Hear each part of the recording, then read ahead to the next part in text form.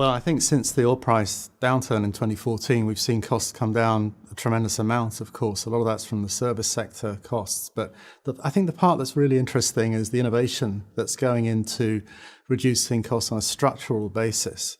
What I mean is that doing things differently so that costs are coming down permanently. And in conventional upstream, for example, we see a lot around project redesign, where companies have figured out simpler ways sometimes or more efficient ways to do things. And sometimes that means doing things very differently, designing a platform or a field in a way that is designed for cost rather than to design for the field that they may have thought about, the way they would have thought about it a few years before. So the types of innovations that we see around that are very much rephasing fields, downsizing, high grading, drilling less wells perhaps to get the best results for the investment, and simplification in many ways.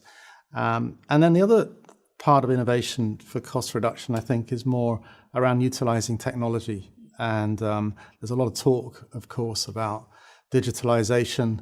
There's really a lot to say about digitalization, AI, analytics, and so on. I think the way we look at it is we really look at the case examples and what have companies done to improve the costs of their developments.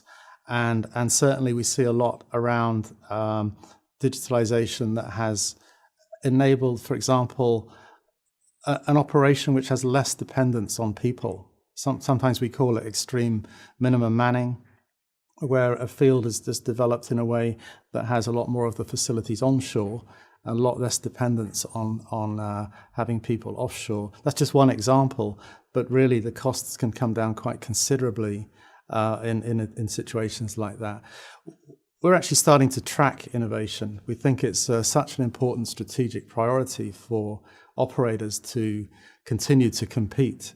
That we've started to look at ways to, if you could say, benchmark best practices in different elements of projects and to kind of track those. And we're seeing that the innovation and what I've been describing there has probably brought costs down maybe 20% or so in the last few years. But as we look forward, we're starting to see a lot more potential. So I think innovation and tracking it is really one to watch for cost reduction.